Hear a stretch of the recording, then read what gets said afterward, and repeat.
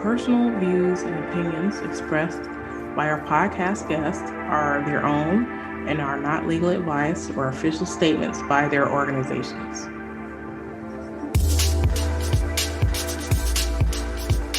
Hello, my name is Debbie Reynolds. They call me the Data Diva. This is the Data Diva Talks Privacy podcast, where we discuss data privacy issues with industry leaders around the world with information that businesses need to know now.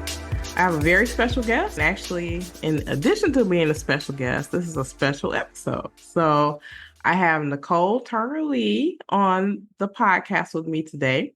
She is the Senior Fellow of Governance Studies and Director for the Center for Technology Innovation, as well as the author of Digitally Invisible, How the Internet is Creating a New Underclass, which is coming out in August 2024.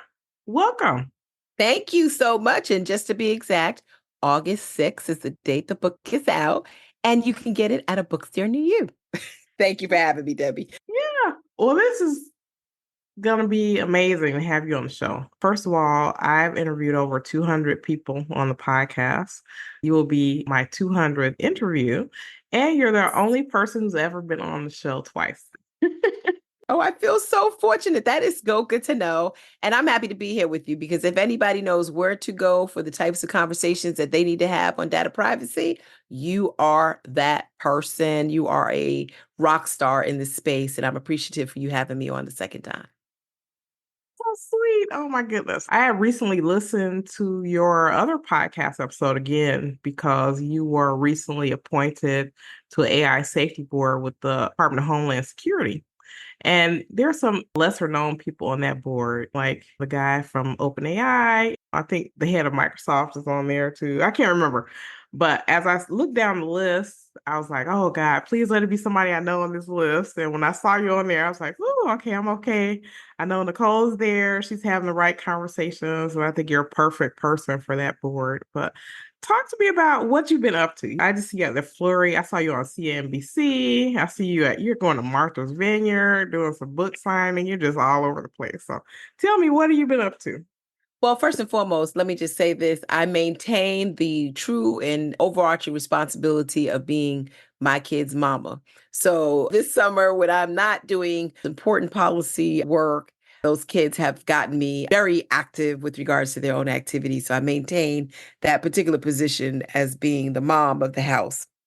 But other than that, I, like so many other people, we've just been in a flurry of a variety of activities, whether it is in tech policy or some of the presidential politics that is happening or the congressional conversations that are going on right now. It has been a flurry overall. I think all of us feel like it's maybe a snowstorm at times because the flurries come down so strong and are so intermittent that we don't know whether or not we need to put on our snowsuit or just keep on our jackets. I think tech policy has been the same, unlike other times and other periods where we've had some consistency. We have seen, for myself at least, some ebbs and flow when it comes to the issues that are touching the surface, and whether or not Congress is actually going to do anything on those issues is a whole other story, a whole other episode. But I've tried to maintain some central intelligence on all of those issues, as well as participating on federal advisories. So yes, I'm on the AI safety board as a person who was invited by Secretary Mayorkas of the Department of Homeland Security with many of those lesser known folks from the big tech companies, which have provided a great opportunity for people myself who represent research and civil society to have a space there, particularly as a Black woman. I just finished up a report, believe it or not. I don't know if you saw this, Debbie, on AI and the financial services market, particularly global markets, with the Commodities Future Trading Commission. It was the first time I've ever written about AI in that context, but I think a lot of lessons learned that are basically connected to our general conversations around artificial intelligence and its implications on critical infrastructure. And I've also been doing a whole lot of other stuff that's been interesting to me. One of them is writing a book. So the book that you just mentioned, Digitally Invisible, it's been a labor of love. It's been a project. I think the first time I was on your podcast, I mentioned I was in the middle of writing, and I'm happy to be talking about it with you. I mean, this is one of those spaces where it's fun to be an author crawled up in a corner with your laptop or a pen and paper, letting the words flow that you're constructing to tell these narratives, these compelling, profound stories about your experience with this subject. It's another thing to have it in hand. And I just got it in hand. So most recently, what I'm up to is just trying to figure out how to get this book narrative out to as many people as possible, because I think right now we're in the middle of a movement, not necessarily a moment. I think you're right. I think this is a time where those lesser known voices who haven't been heard before need to be heard Yep. because there's so much happening in technology that could just run away with everything. Yes. A lot of people, I'll just give you an example. I had talked with someone about there was an app or something that they had for their store or something, and they were like, "Oh, well, it's so easy. All people have to do is scan this QR code for this app." I was like, "You act like everybody has smartphones, or you act like Yes. everybody understands how to use this stuff." And so that's a huge problem, especially we're trying to use things like artificial intelligence and all these more advanced technologies. And if people don't really have access, you're talking about a digital divide, but I think it's almost like a caste system Yes. where Yes. we have, instead of the haves and have nots, there'll be the no's and no nots. Yes. What do you think about that? I love the way you talk about that. I mean, for your listeners, I've been in this space for more than 30 years. So I started in community technology when I was just a graduate student in Chicago in the 90s, and essentially fell in love with an affordable housing building. And they had this very small computer lab. And I talk about this in the book, 300 square feet to be exact. And from that experience, I not only connected the residents to, at that time, 386 computers, but I also connected the residents to this outer world, which had forgotten them. And that really showed up when jobs went online, particularly civil service jobs. I don't know if people remember, there was a splurge in the 2000s when the civil service jobs went on, particularly after 9/11, and people had to apply online. They couldn't go in line to get those jobs. And so I had the experience of being in the community, watching how technology either helped folks or amplified existing inequality. And then to your point, I had the opportunity to sort of do something about it. Um, it's so interesting because how I write about it in the book is my experiences back in the late 90s, early 2000s are so similar to today. So when you give that example of a person who's like, oh, all somebody has to do is scan a QR code, it's just not that simple. One of the things I did in the book before the pandemic is I went around the country talking to everyday people, whether it was Garrett County, Maryland, which is predominantly a farming community, Amish in particular, Staunton, Virginia, which is where people want to live rural because they've got great Main Street, but they still can't manage to maintain the connectivity in a way that makes sense for them to live a quality life. Syracuse, New York, where I visited. Actually, a lady, get this, in 2022 had the same type of computer lab I had in 1999. 386 computers and, very archaic and outdated equipment. But here she was in 2022 sitting in public housing. I just saw myself in her, and I can go on and on about the stories of the people. And what I found was, and the reason I call this book Digitally Invisible, this is not a digital divide, right? This is not about connectivity. To your point, it is a caste system on the one hand, because the people who have access have the means to have access. And it's also an invisibility problem. It's about people who, unfortunately, starting with our transition from analog society, right? When we were holding CDs and records, they just cannot get online for whatever reason. And they're missing out on opportunities to build a good, credible quality of life for themselves and their families. And to me, that was, Debbie, like the most disturbing because I did this research before the pandemic hit, when 14 million people were not necessarily connected to the internet. Then the pandemic hit, and then all of a sudden, people like me were invited to the party because people found out about a digital divide. And I really think today it's not about the haves and the have-nots. It's really about, and I use the analogy because I was such a reader in high school. I don't know if you remember Ralph Ellison's Invisible Man, where he talks about the protagonist. It didn't matter what he did, he could stand up, get the best education, but still nobody saw him. And that's kind of like what I write about, the people who are out there that we just do not see because for whatever reason, they just cannot be connected. Wow. I love the way that you put that. I'll actually make a privacy parallel to that in the US, and I want your thoughts. So, because the US has more of a consumer rights privacy system, it's basically like if you're not consuming, you really can't exercise certain Yeah. rights. And to me, it's very Yes. parallel to what you're saying. What do you think? Oh, definitely. And that's one of the things that I talk about in the book. Like we have made the traditional digital divide, and this is a divide that dates back to, probably Reagan, but more so President Clinton as a Democrat. We've made it about these haves and have-nots, and we've codified the digital divide in a way, to your point, where, back then, if you weren't on America Online, that was probably okay, you know what I mean? Because we were going outside and we were still transacting in person, getting on to get your email was not a big thing. But today, I write about in the book, you can't do like Cash App without a bank account. You can't, transact with your physician without a phone. There are certain collateral that now come with being connected. And the challenge is, to your point, there are inconveniences that come with that, as well as trade offs.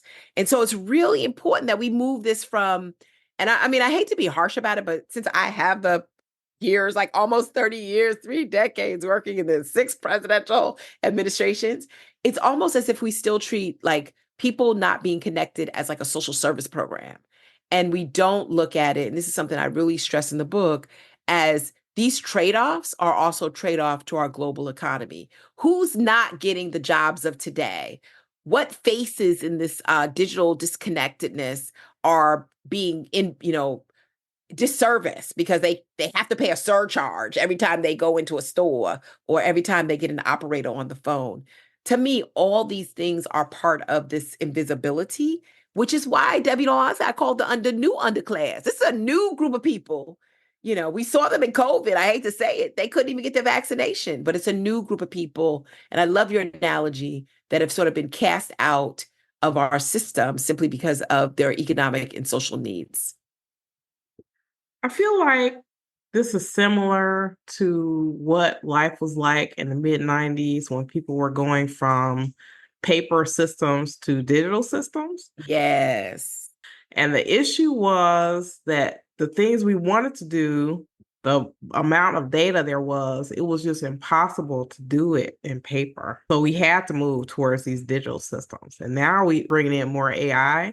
So now we're going to get a situation where in the future, we're going to need those advanced capabilities to be able to transact and do anything. So it's a huge issue. What do you think?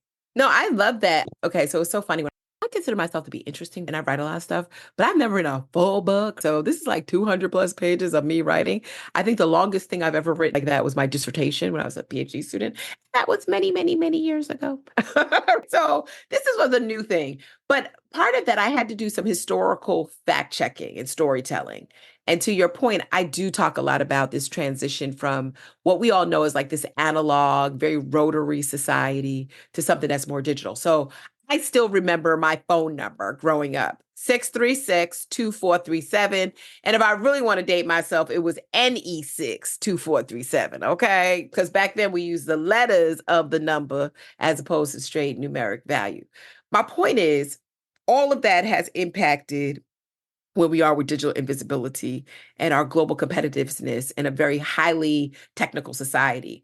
And you are so right about AI. I did not go deeply into AI except in the last chapter in the book, because again, it is very hard to imagine a society where we have this cognitive processing. And I do a lot of work, as you know, in artificial intelligence and equity.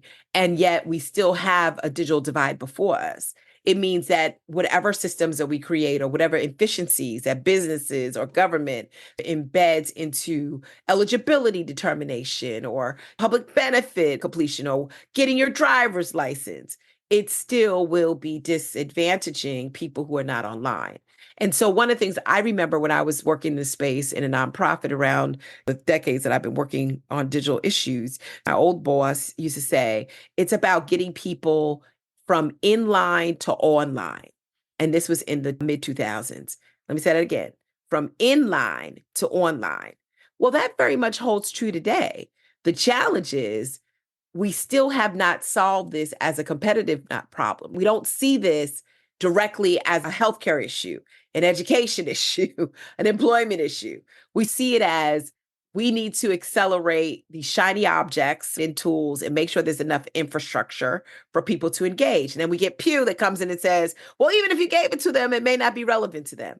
My point is, as a society, as a country, as a global world, it becomes very difficult for us to reimagine what a life looks like with digitally astute citizens. And it also becomes difficult for us to realize how much further can we push the digital envelope if we still have not created baseline access to some of the very fundamental tools that you need. You can't go to a library that doesn't have books. It's hard to drive a car without any wheels. It's the same thing, I think, with technology, particularly as things become more advanced.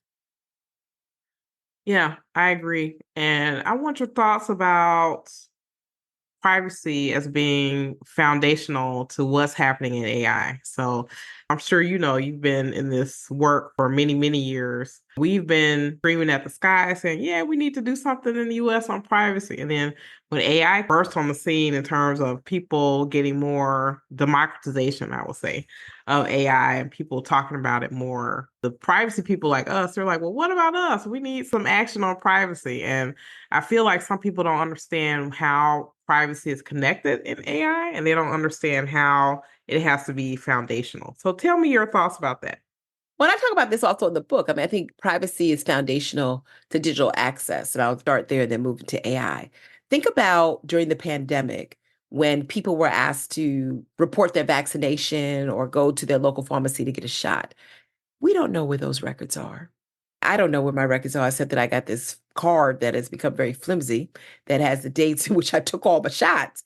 But for the most part, my data was going into the pharmacy's database and in some way was probably being matched with the database from the federal government.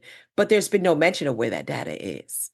So even we start to think about connecting people to the internet, it is foundational that we also have some privacy concerns related to how we construct either good policy or effective best practice. I talk about in the book, for example, I am particularly interested in seeing us move beyond a digitally invisible discourse to one that's rooted in universal service. What does it mean to be a country where having access is a civil right? But then I'm also, because of in a minute I'll talk about AI, I also don't want us to be a country of trade-offs that just because you're connected that you have to give up something. And so I think there's something embedded in, again, just think about the urgency of the pandemic. Everybody was rushing. Here's my information, my medical card. Give me the shot if you were one of those people who wanted the vaccination. But half of us didn't know where our data was going. And if we knew, we'd know that it was going to pharmaceutical companies and others that were going to continue to cross-sell. That's where AI comes into the picture. AI has this fundamental capacity to take our private information and our public footprint and recalibrate that into products and services that have a market incentive or profit incentive for that matter. Privacy is so fundamental to that. I mean, when I started in this space, one of the first studies I did is the National Minority Broadband Adoption Study. I'll never forget, it was probably about 2008, 9, something around that time. And my goal was to show how people of color use the internet.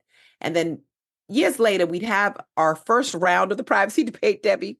And I remember writing a paper at the time. I was at the Joint Center for Political and Economic Studies, the only Black think tank in Washington, D.C. And I wrote about the trade-offs that people of color gave of their privacy to want to get online. I really think that many of those challenges that existed before exist today, but AI has made them even more challenging because we're not just talking about the AI like, I'm going to give you my email address so that I can get on the mailing list for a product or service or be the first one to know about a local concert. Now AI is implicitly, in some cases, extracting our information in ways that we don't even know we're part of the model. We may be, like you said, the people who don't get online, but we're still a subject because maybe there's some AI that's saying assess this against people who don't get on the model, or some of the studies we've seen in terms of bias AI that I work on in my work at Brookings. Ride sharing, for example, won't go to certain communities because an AI doesn't dictate them as a viable market in which to do business. My point is, privacy is fundamental to every aspect of the digital ecosystem. I don't care what part it is.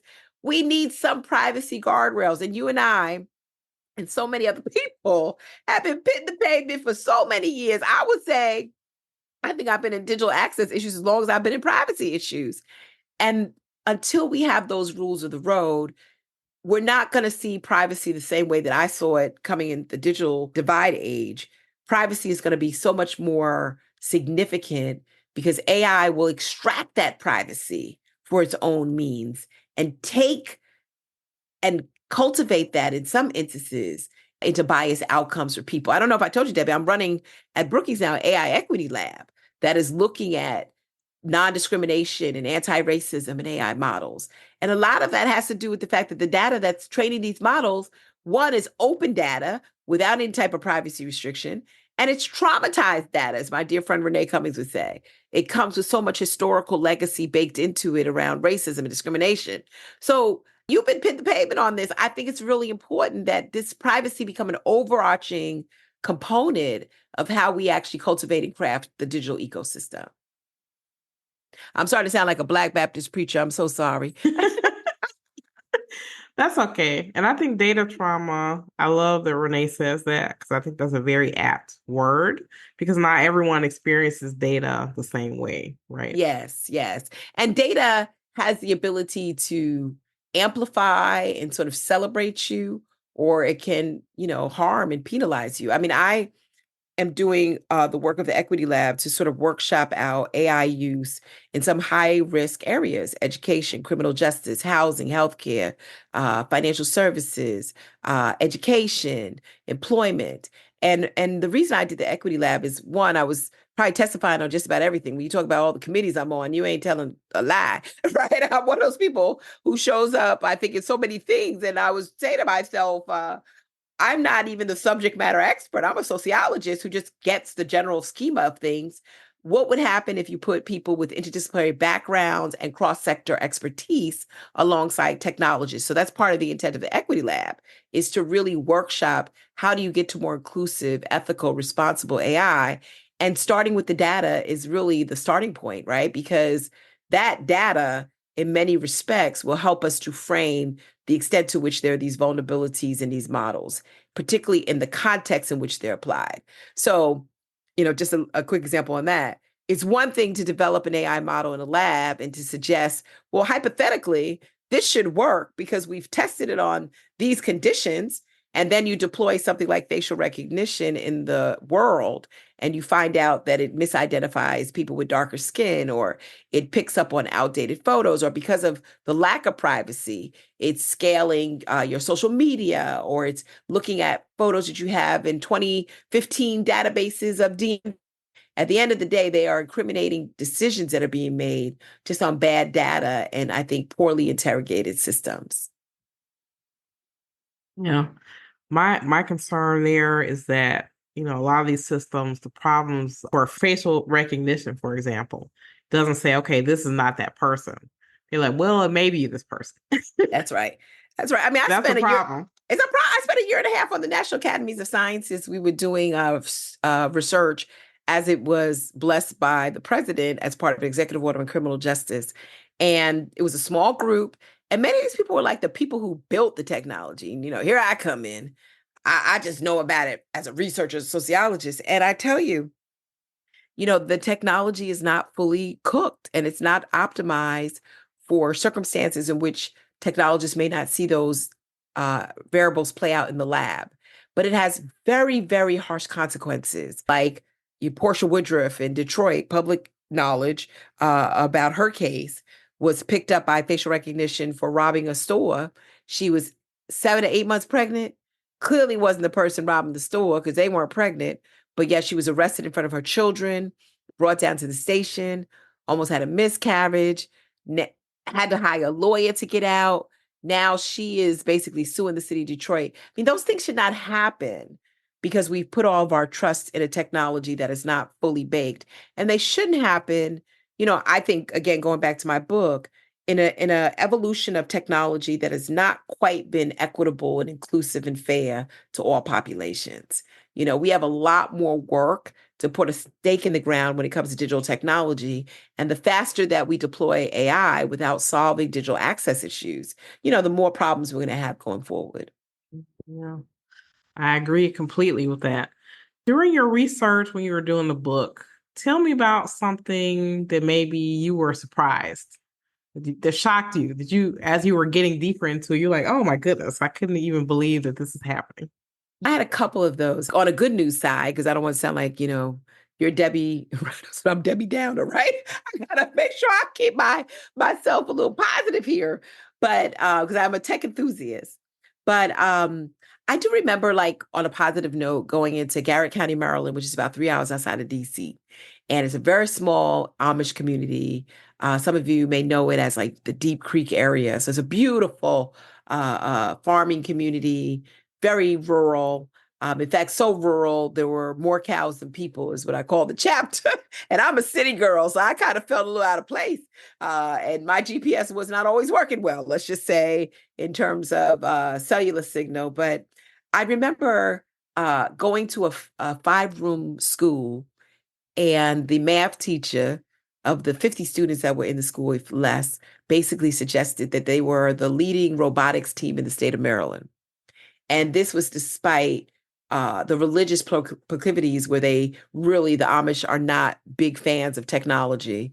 Very few. I mean, there's some Amish sects that just recently took on electricity, right? But this one Amish school had like this leading robotics team. And I found that to be so amazing because first, I couldn't imagine being in a five-room school. I'm a person out of New York. But two, I could imagine a community that was also a little aversive to technology, taking in robotics. And the teacher mentioned to me that it doesn't mean that they take it home because of their family cultural traditions, but in school, they rock it and they are really focused. So that was one story that I found to be interesting. On a similar note with education, I went to Phoenix, Arizona, Maricopa County to be exact, because I had heard about a school that had gotten tablets as part of the Obama's Connect Ed program. So I was really trying to target places in the educational space which had been part of some of the presidential programs because I knew they had access and I could ask some questions about what that access was like. In this particular school in Phoenix, it was a Latina school primarily, okay? Elementary school. All the kids had tablets. But the school found that even though the teachers were engaging them around the tablets, the kids also had phones. So every child in this elementary school had a phone. So I'm like sitting there listening. And they're like, yes, we got the tablets. We've restructured it. And I write about this in the book because we want the kids to thrive, not survive. But they also have phones. Every single kid. The challenges that they have phones, but their parents don't sign up for free or reduced price lunch. There was a cable company who had a low cost program for the home. People weren't signing up. And here was the shock factor. You ready for this? These kids had phones because they also lived in a county where there was a high rate of deportation and a lot of illegal deportations at that. And so the phone in the hands of these Latina kids was really not for school per se, but it was to stay in touch with a parent who, or an aunt or an uncle who may have to deliver some news that, mommy was not going to be home. I can't tell you how much that shocked me. And about 15 minutes later, I went to the local library after hearing that story because I was asking how far kids had to go to get to the library. Obviously, it was a 5-mile drive for me. And while I was in there, another shocking story was a woman who was yelling at the librarian. Her name was Frances. I talk about it in the book. She just wanted a library card. The librarian said, I can't give it to you. I gave it to your son. It was just like this whole hoopla. So because my book was based on a lot of qualitative anthropological research, I followed out to the parking lot. I said, excuse me, ma'am, I heard you looking for a library card. For what reason? She was another one that took me by storm, which is why it's so important to have this conversation when it comes to healthcare. She found out about a stage 4 cancer diagnosis through her phone. And she needed her library card renewed because the only way she could talk with a doctor was by going to the public kiosk or the public computers in the library. This was in 2019 when I actually spoke with her. And the pandemic hit 2020. And, many people are still in those scenarios in 2024. Um, I think I lose track, Debbie, sometimes of the timing because I see myself in many of those people, right? When I was in Chicago in the small computer lab in the 90s. But those kind of stories were shocking to me because here we are, a very highly industrialized, technological society, And we're still dealing with the same issues that I saw as a graduate student in the 1990s. And this time is so much more consequential. So where do we go? How do we chart a new path, a new way forward? I was told by someone that you must write a book with a path forward because that's no one wants to read a book that makes them sad. So I'm telling all your listeners, there's some really bright moments in there. I just get nostalgic when I think about just this book. And if anybody's ever written a book, it's an emotional toll that takes on, particularly when you're taking on the stories of people that you meet for the first time. So in the book, I do lay out a pathway. I mean, my pathway is that for us to get to a digitally just society, that it's really important that we move away from making this a digital divide issue. This is not a digital and issue. It's an issue that we've dealt with for many, many, many, many decades. And it's really an issue that should be about the type of universal service that America gives to its people, right? The people who are residents of this country should have access to technology, and we have means to do that. We have funds that are designed to provide and offset the cost of communication services. As you said earlier, I mean, for many, many years, we did so many things analog, and now here we are today doing stuff online, like I said, in line to online. And the country really has to rethink from a policy perspective, what do we do? But there are a lot of people who understand that policy perspective, and there's some who do not care. So I give another alternative as we think about the just path forward. It is so important with any technological issue that we center people in their communities. This is about the faces of the digital divide. And what does that mean? We're getting ready to go back to school. Many of you remember there were a lot of kids that didn't have laptops then, and there'll probably be a lot of kids that don't have laptops in this new school year, right? The pandemic is over. We haven't seen this as a reason to connect our young people where they learn. And so my path forward is no child should be left offline. The same way we did no school left behind and no school, we got to do the same thing with young people. There should be no child that does not have in their backpack some type of technological device, internet access, as well as a way forward into our society, which is becoming increasingly technical.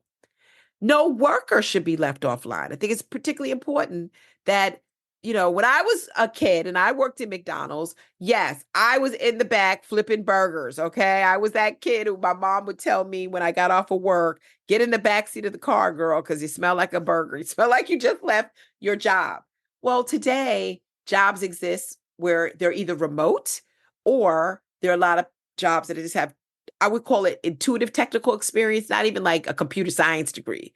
You just have to know how to upload updates and download, you know, outdated things, but no worker should be left behind. And we need to carve out ways in which we're really thinking about the ways in which we do worker retraining to ensure that that's the case. The third thing I say in the book is no community should be left behind. Um, it dawned on me when I went to rural areas that there are some people who want to live in rural areas. They should have that right.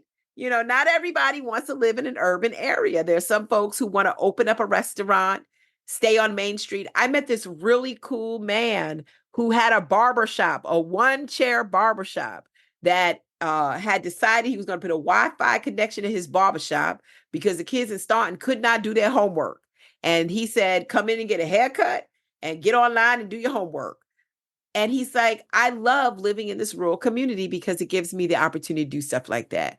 So I think we need to think about how do we make sure that no communities are left offline? I mean, how do we make sure churches and community organizations and hairdressers and small businesses are part of the larger ecosystem for many communities where maybe getting connectivity to the home is just not going to make sense. In rural Alabama that I visited, the teacher basically told me during the pandemic, her tablets that she had gotten were books without paper because they couldn't figure out how to get connectivity to kids unless they were in school. And then finally, I just say it's important for us to solve and address these issues before the AI cliff. AI is coming. It is actually here to stay. And before we start addressing the inequities and the challenges of ensuring that people have access to these highly advanced tools, I'm talking about you out there, right? Debbie, with Gen AI and all these AI tools that you're using, you got to make sure people have basic connectivity. And so that's the other thing I would say. We're going to go towards a digitally just society. It's important for us to solve this issue. we've had enough time. We know how to do it. In fact, we've had 6 presidential administrations that have had the will to do it. It's not just about a shiny object and a hope that you can get on somebody's network. Let's make this work, once and for all. And I'm trying to bring credibility to faces, all the policy stuff. Sometimes we get in our own heads. You know what I mean? We're kind of talking to ourselves. It's so important to hear from everyday Americans, everyday residents of communities, the generational kin of people, and really hear what they have to say. Excellent. You're tremendous. I am so excited about the book. I'm glad that it's out, and I think I'm going to get a signed copy. So I'm really excited about that. Yes, I'm going to send you one. I mean, listen, I cannot tell you. I mean, I'm just so fortunate, second person on your podcast. And, I always consider you to be a wise counsel on so many issues related to the technological ecosystem, particularly privacy. I put privacy in this book, girl. It's in here because I do mention a lot of things that we talk about. I just think it's so important. We've never had a comprehensive book on technology access. And for those people who are like, oh man, this is going to be in the technology section, or it's going to be somewhere embedded in some highly business section. No, this book is for everybody. I kept my 80-year aunt in mind when I wrote the book, because she told me, you better make it interesting. She tried to tell me to make the words a little bigger in terms of the font too, but I couldn't arrange that as well. So you must wear your glasses reading this book. But yeah, no, I really appreciate being on here because this is such an important topic. I think for us, even going into this campaign, everything is technical. It's all online. Let's bring some real credibility on how we're going to solve this once and for all. I agree, and I concur, and I join you in that fight for sure. So yes, this is a movement, not a moment. So people definitely check out the book, Digitally Invisible: How the Internet is Creating a New Underclass, and follow Nicol. She's everywhere. I know. If I can, you can get the book at any bookstore that is available to you. When you are listening to this podcast, you can go to www.Nicol Turner Lee, Nicol without an E, .com, NicolTurnerLee.com. And I actually have places where you can actually purchase the book, read a little bit about me, stay connected to this movement that I'm hopefully creating alongside many esteemed colleagues like Debbie. And help me out. It's my first book. Buy it and tell me what you think as well. Take a picture when you buy it. And I'm on LinkedIn. Post it on my LinkedIn or my Facebook or Instagram so I can see your response. Yes, I will definitely do that. Well, thank you so much for being on the show. I'm always excited for all the things that you do, and I'll keep following you. And then maybe we'll have a part 3 at some point. Yeah. Let's do it. I mean, that's going to be my 3rd book, The Existential Threat of AI. Digital Divide. Thank you so much. I appreciate you.